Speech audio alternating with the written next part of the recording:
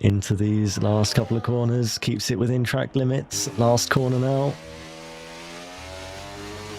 And runs it to the line with the quickest time we've seen so far, by nearly 0.3 of a second. The quick left-hander of turn 9 to negotiate. 0.8 down on Malakai's time, but it's more than good enough, provided he can just keep out within track limits.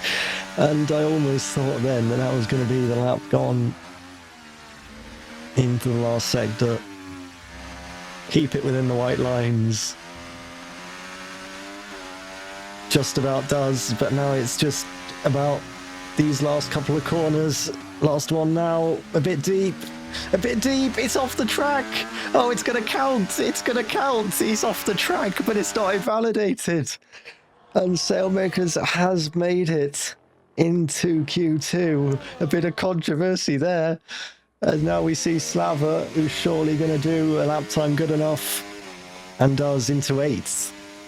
That is it for Q1 then. We've lost Dilbast and the Haas, who actually did participate in the session, then 3 with qualifying bans, Jake Fluck in the Red Bull, James Nice in the Ferrari, and Danny in the Mercedes.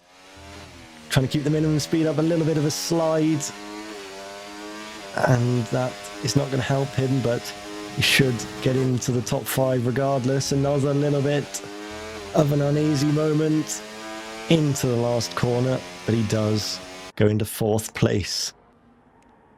As Rumble just slows down slightly behind, and Malachi rounds the final corner and crosses the line with the quickest time by nearly 0.3 of a second on the medium tyres. Needs improvement for sure, and he's also going to get a slipstream here down towards turn 6, but the Alpine goes off. And I think it's the barrier there, if I'm not mistaken. The Alpine there of Dropux certainly going very deep into that corner and might have clattered that barrier. Lol. Though with another good sector. Here's purple at the bottom, but on the mini-map, but I'm not entirely sure that's the case. But either way, he's still doing well out there. And this should be good enough to get into Q3. Statlev, Miguel and Bramble have now called it quits on this session, as Lol then goes ahead of those 3 and into 2nd place, behind only the world champion.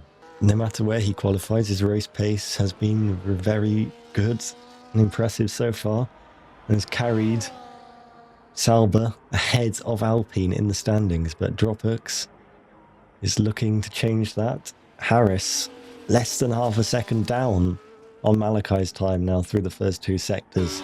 So that is exactly the sort of pace that Sauber and Rio Harris want to be displaying. And you now see this last sector, you can see him placing the car a lot better than what we've seen from other drivers so far. And he now makes his way around that last corner, crosses the line and goes into 7th, ahead of the Alpine of Dropux. And that pushes his teammate down into that elimination zone. It wasn't actually taken up with the FIA, but certainly led to Arweb being disqualified for facing the wrong way. And that is Bradders wide and invalidating his lap, and then heading into the barriers where Nicholas Latifi crashed in 2021. And he's now right in the barriers ahead of Edward. And that has earned him a 5-place penalty. So despite the qualifying bans, it looks like the qualifying ban people are not actually going to be at the back of the grid, which is quite peculiar. But that is the situation we've been dealt with. As Bradders invalidated, hit the wall, and then got in the way of the Ferrari, it seemed, and clipped the Ferrari as he tried to move. We'll see what Jonathan can do. Can Jonathan get ahead of Charlotte Perkins? Crosses the line, does get ahead of Charlotte Perkins, and knocks the Haas out. Rio Harris behind, is on an improved lap, but is invalidated behind. And it seems like we're now looking to Pastry and Williams, and Slava and Williams have an answer. It looks like Pastry might. Slava doesn't. Pastry crosses the line, goes into 7th place, puts Jonathan into 10th and at risk. Slava crosses the line. It's not enough. A Sailmakers does get ahead of Bradders, gets ahead of Tezza there, and is in 13th place. And that is how this Q2 session will end, with Slava in the Williams, Charlotte Perkins in the Haas, Sailmakers in the Aston Martin, Tezza in the Sauber, and Bradders with that collision being eliminated in Q2. But Rio Harris will finish this lap basically neck and neck with Bramble. Bramble goes quicker by 1.5 seconds, but it's going to be nowhere near the pace of pole position, as we see from Malachi with a 22.1 behind. Edward just going to start a lap. Lol is finishing his lap here, and we'll be looking to put a decent lap on the board. Is behind Bramble, so that's not an ideal lap, but on used tyres, of course. Statlev in the Red Bull looks to be on a good flying lap here. Quickest of anyone in the middle sector that we've seen. 17.4 for the first. Rounds that last corner. Stays comfortably within track limits and goes quickest by nearly 0.2 of a second. There's Miguel there in third. Rio Harris then. We see this lap going into turn 9. About 0.7 off Statlev, so this is looking pretty good for Rio Harris. Harris and the Sauber there. Might even be targeting getting ahead of Bramble. I mean, I'm sure Bramble can do a quicker lap and will do a quicker lap. I mean, he was held up by Harris, basically. I mean, no fault of Harris, of course. It was poor timing from the McLaren team and driver. But Harris makes his way around that turn 16 and goes just behind Bramble. Slide coming out of turn 6-7. Now into turn 9. It's quite wide here, but might be okay, but he's not. I don't think he's finding time on his current best, but he might still pull something out the bag in these last couple of corners.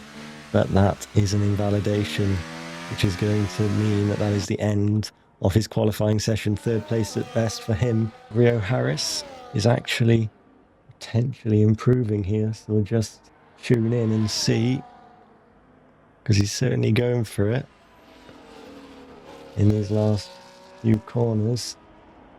Jonathan goes into 6th place as Edward goes into 3rd ahead of Miguel, but Harris still going for another lap after that previous one and crosses the line but doesn't improve. Now then, we'll look back to Dropux and Malachi. We missed Edward and Jonathan, but Edward's in 3rd, but is still behind Malachi.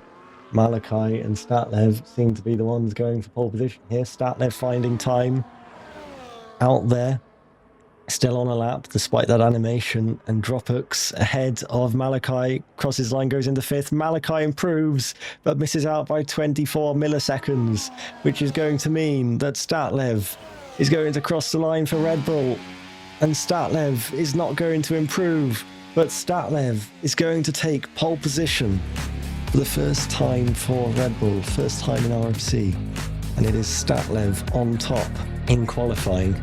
Red Bull with another pole position this season. It's a Statlev and Malachi front row. No Daniel Llorénte, but it's still a Red Bull on pole position.